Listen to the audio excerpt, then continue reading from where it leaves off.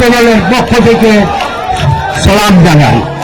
আজকে বক্তৃতার সময় না, একটা কথাই বলতে পারি, এই আসলে নির্বাচিত হয়েছিলেন অ্যাডভোকেট সাহেরা খাতুন।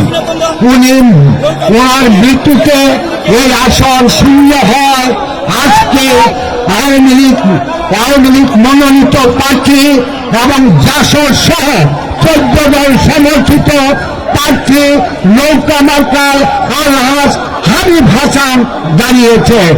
আর তাই আমি বলতে চাই, আজকে আপনারা জানেন যারা আজকে অবহিত যারা আছে ওই বিএনপির পক্ষে, ওনাদের রাজনীতি হচ্ছে জ্বালায় পোড়া, মানুষের সন্ত্রাস করা, হত্যা করা, খুন করা এবং শেখ হাসিনাকে খুন করতে চেয়েছিল।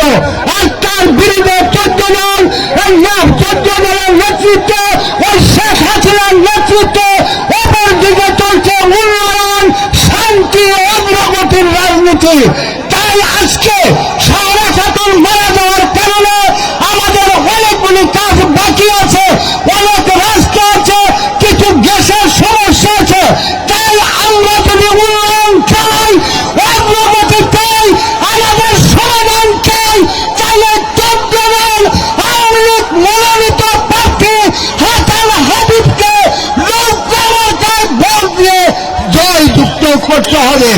আরেকটি কথা, সেই কথাটি হলো আগামী 12 তারিখ আমরা যারা আছি প্রত্যেকে ভোট কেন্দ্রে যাব, যার যার পরিবার, আত্মীয় স্বজন সবাইকে ভোট কেন্দ্রে নিয়ে আসবো। কেন্দ্রে আসবেন, আমরা ভোট দেব।